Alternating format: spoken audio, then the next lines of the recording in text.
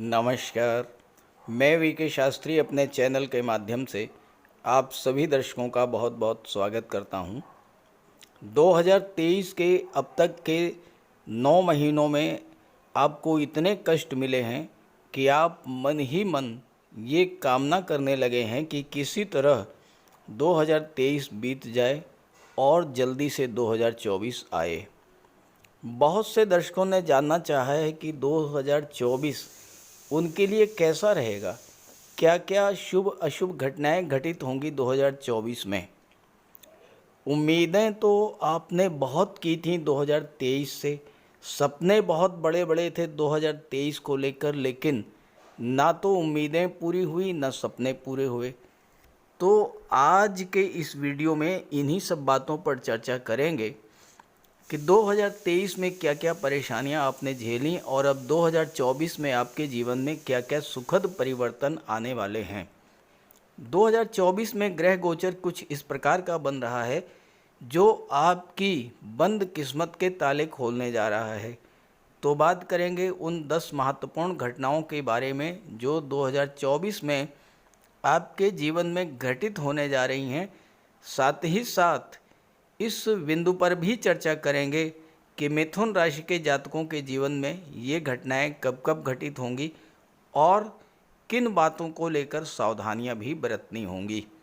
ये विश्लेषण आपकी चंद्र राशि के आधार पर किया जा रहा है, यानी चंद्रमा आपकी जन्म कुंडली के जिस राशि में गोचर कर रहे हैं वही आपकी चंद्र राशि होगी और उसी के आधार पर आप इस वीडियो को समझिएगा। जहाँ तक उपायों की बात है उस पर एक वीडियो अलग से अपलोड कर दिया है, उसका लिंक दे रहा हूँ डिस्क्रिप्शन बॉक्स में, आप वहाँ से देख लीजिएगा। तो ये है मिथुन राशि के जातकों की कुंडली। जब भी वार्षिक राशिफल की बात की जाती है तो उन ग्रहों के गोचर पर विशेष चर्चा की जाती है जो लंबे समय तक एक ही राशि में गोचर करते हैं।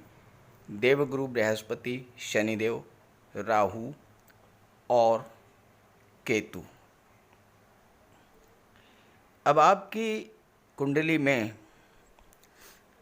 देवगुरु बृहस्पति ही अकेले ऐसे ग्रह हैं जो कि राशि परिवर्तन करेंगे।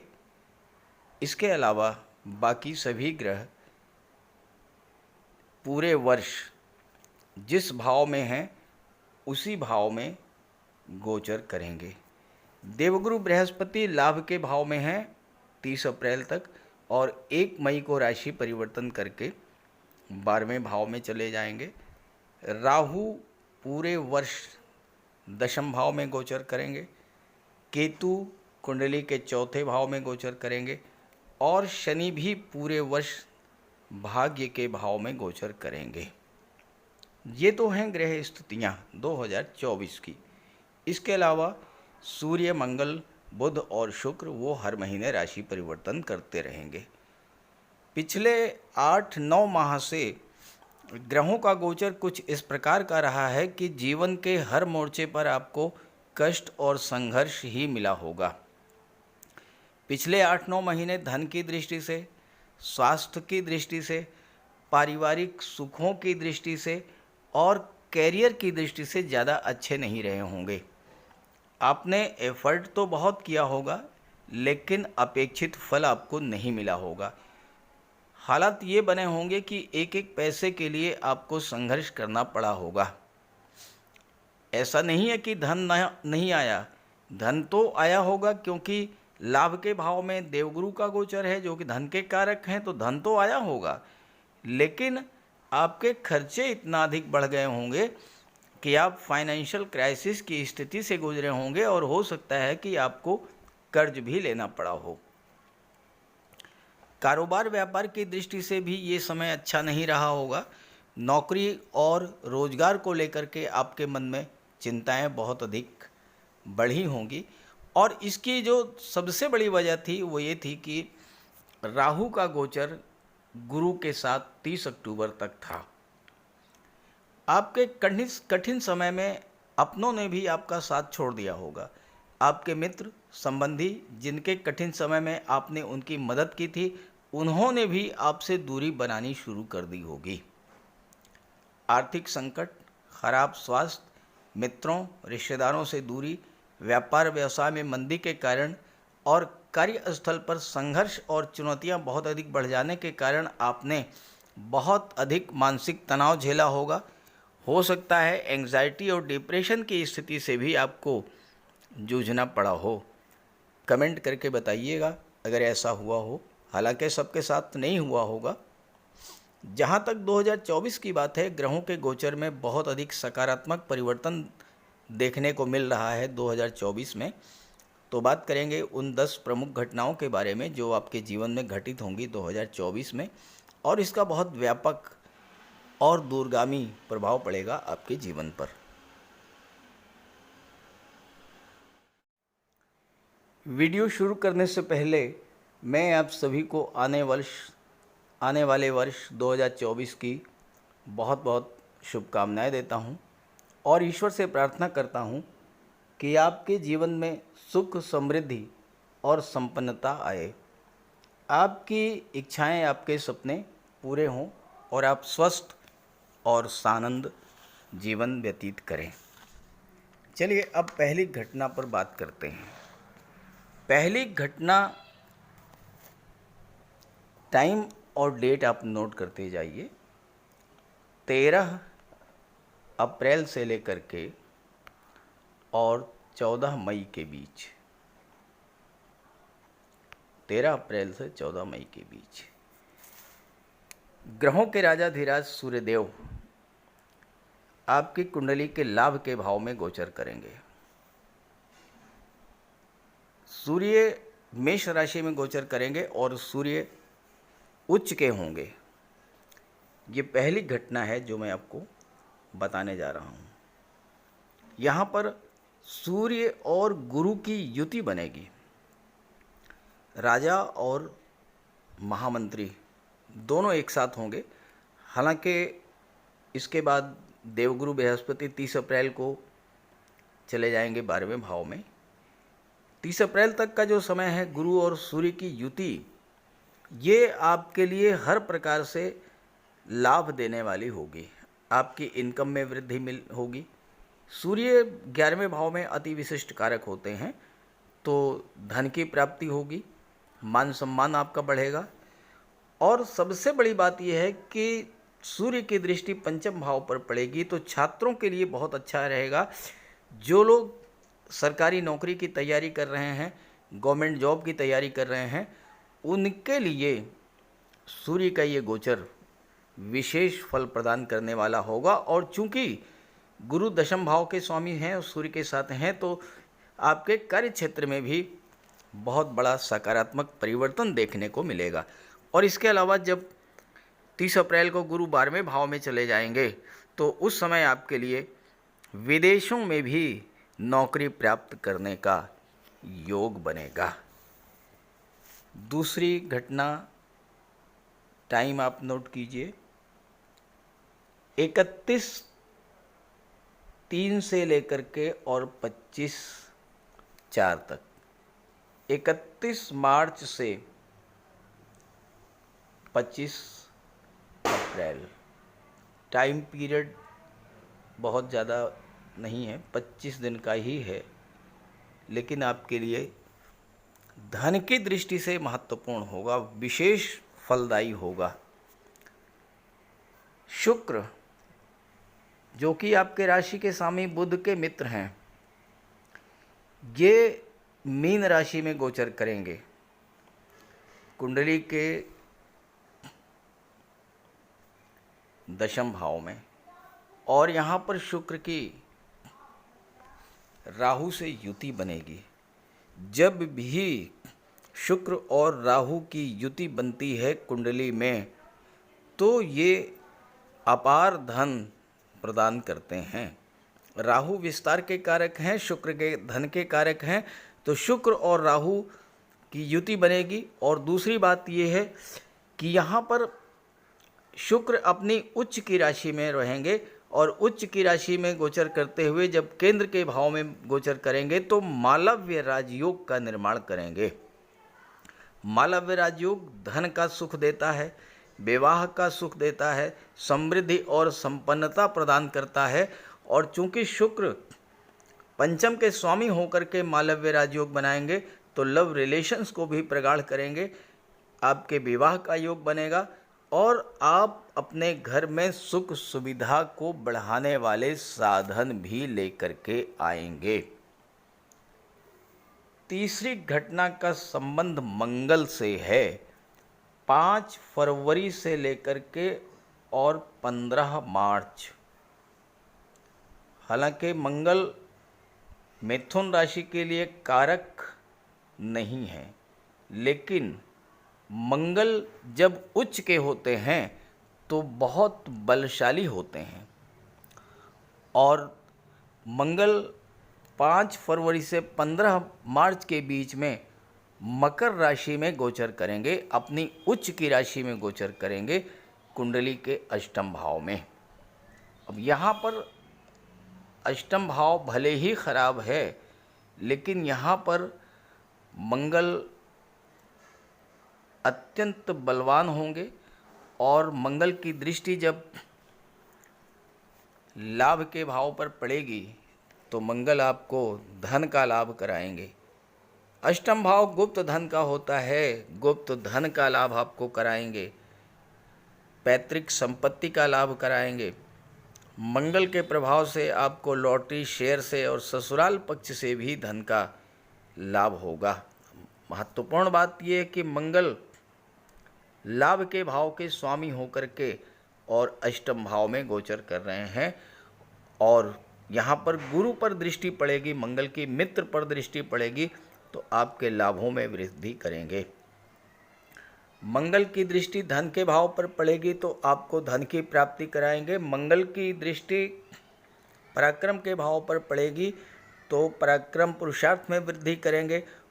ऑनलाइन एक्टिविटीज़ से, सोशल मीडिया से, संचार माध्यमों के द्वारा आपको धन की प्राप्ति कराएंगे। लेकिन 5 फरवरी से 15 मार्च के बीच आपको थोड़ा सावधान भी रहना पड़ेगा, क्योंकि मंगल जब अष्टम में गोचर करते हैं तो अचानक से दुर्घटनाओं का योग भी बना देते हैं। और मंगल की दृष्टि वाणी के भाव पर पड़ रही है और वाणी पर नियंत्रण नहीं रखा, क्रोध पर नियंत्रण नहीं रखा है तो फिर परिवार में कलह और तनाव की स्थिति भी बनेगी। हालांकि मंगल अष्टम के स्वामी हैं, कर्ज नहीं होगा, शत्रु पराजित होंगे, स्वास्थ्य भी अच्छा रहेगा। चौथी घटना का संबंध आपके राशि के स्वामी बुध से है। 14 जून से लेकर के और 29 जून तक बुध का गोचर मिथुन राशि में रहेगा और मरकरी आपके लग्न भाव में गोचर करेंगे। बुध की दृष्टि व्यापार के भाव पर पड़ेगी, सप्तम भाव पर पड़ेगी, तो ये जो समय है ये व्यापारियों के लिए बहुत अच्छा रहेगा। साथ ही साथ मंगल चौथे भाव के भी स्वामी हैं तो भूमि भवन प्रॉपर्टी की दृष्टि से भी ये समय आपके लिए बहुत अच्छा रहेगा। पांचवी घटना, देवगुरु बृहस्पति राशि परिवर्तन करके कुंडली के 12वें भाव में गोचर करेंगे 1 मई को और पूरे वर्ष 12वें भाव में ही रहेंगे। जब गुरु 12वें भाव में गोचर करेंगे तो पहली बात तो यह है कि आपका विदेश जाने का सपना पूरा होगा, विदेश से धन की प्राप्ति कराएंगे। और गुरु की पंचम दृष्टि देखिए, 1 2 3 4 5, गुरु की पंचम दृष्टि चौथे भाव पर पड़ेगी तो मातृभूमि से दूरी तो बनाएंगे, आपको विदेश ले जाएंगे, लेकिन आप विदेश में भूमि भवन प्रॉपर्टी वाहन का सुख भी प्राप्त कर सकते हैं। और चौथे भाव में केतु का गोचर है, अचानक से कोई प्रॉपर्टी आपको मिल सकती है जो बहुत दिनों से आप खरीदना चाह रहे थे लेकिन नहीं खरीद पा रहे थे। गुरु छठे भाव पर दृष्टि डालेंगे। जो छात्र हैं, छठा भाव नौकरी का है तो नौकरी के लिए विदेश जाने का भी योग बनेगा और गुरु की दृष्टि अष्टम पर पड़ेगी तो आपके जीवन में किसी तरह की कोई समस्या है तो वह सॉल्व होगी, ईश्वरी मदद मिलेगी। और गुरु आपकी कुंडली के दशम के कर्म भाव के स्वामी होकर के जब 12वें में गोचर करेंगे, 12वां भाव ट्रांसफॉर्मेशन का होता है, तो कुछ परिवर्तन हो सकता है, इसका आपको ध्यान रखना है। छठी घटना का संबंध आपके राशि के स्वामी बुध का है। बुध फरवरी में अष्टम भाव में गोचर करेंगे। अब राशि के स्वामी का अष्टम भाव में जाना, ये पहली बात तो स्वास्थ्य का आपको ध्यान रखना है। दूसरी बात यह है कि घर में किसी तरह का कोई विवाद हो सकता है, पारिवारिक तनाव की स्थिति बन सकती है और आपको अपने स्वास्थ्य का भी ध्यान रखना पड़ेगा। सातवीं घटना जो है वो राहु को लेकर के है। राहु पूरे वर्ष तक आपकी कुंडली के दशम भाव में गोचर करेंगे। अब राहु एक ऐसे ग्रह हैं जो कि विस्तार के कारक हैं, तो कार्यक्षेत्र का विस्तार करेंगे। अगर आप अपने कार्यक्षेत्र को बढ़ाना चाहते हैं तो इस समय राहु आपके लिए बहुत हेल्प करेंगे। आप अपने कार्यक्षेत्र का संबंध विदेशों से ले जा सकते हैं, क्योंकि राहु विदेश के कारक होते हैं। हालांकि राहु की दृष्टि चौथे भाव पर पड़ेगी और चौथे भाव में केतु का गोचर है, तो परिवार में थोड़ा बहुत तनाव की स्थिति रहेगी। आठवीं घटना जो है वो केतु से ही संबंध है कि अगर आप चौथा भाव चूँकि भूमि भवन प्रॉपर्टी का होता है, केतु रुकावट के कारक है, तो कोई भी चीज़ अगर आप खरीदेंगे तो थोड़ा ध्यान से सोच समझ कर खरीदिएगा। और जब आप कोई चीज़ खरीदेंगे तो कुछ न कुछ चिंता, कुछ न कुछ शिकायत आपको ज़रूर होगी उस चीज़ को खरीदने के बाद। नवीं घटना का संबंध शनिदेव से है। शनिदेव जुलाई में मार्गी हो जाएंगे कुंडली के भाग्य भाव में, और जुलाई से पहले अष्टम भाव का भी फल प्रदान करेंगे और शनि अष्टम के कारक होते हैं, तो भाग्य के सपोर्ट से शनि से संबंधित चीज़ों का आपको लाभ प्राप्त होगा। पहली बात तो ये कि शनि आपकी आयु में वृद्धि करेंगे, विघ्न बाधाओं रुकावटों को दूर करेंगे, और सबसे बड़ी बात यह है कि आप शनि से संबंध रखते हैं, अगर रियल एस्टेट प्रॉपर्टी डीलिंग वगैरह का काम करते हैं तो ये आपके लिए बहुत अच्छा रहेगा। राहु, अगली जो घटना है राहु से ही संबंध है। 18 साल के बाद आपके कुंडली के दशम भाव में आ रहे हैं, तो देखिएगा कार्यक्षेत्र का विस्तार तो करेंगे, लेकिन कैरियर में बदलाव भी ला सकते हैं। और कुछ नहीं तो आप जिस सीट पर काम कर रहे हैं उसमें ही कोई चेंज आ सकता है, या फिर आपका ट्रांसफ़र हो सकता है। ये कार्य राहु आपके लिए करेंगे। तो इस तरह की 10 घटनाएं आपके जीवन में घटित होंगी। आप डेट टाइम नोट करिएगा और उसी हिसाब से मेंटली प्रिपेयर्ड रहिएगा। और ये जानकारी अच्छी लगे तो अपने साथियों को, मित्रों को भी शेयर कर दीजिएगा। हाँ, ये है कि आपकी जन्म कुंडली में जो ग्रह कमज़ोर हों या जिस ग्रह की महादशा अंतरदशा गतिमान हो उसका उपाय भी कर लीजिएगा। तो उपायों के लिए लिंक दे रहा हूँ वीडियो का, उससे आप देख लीजिएगा। नमस्कार।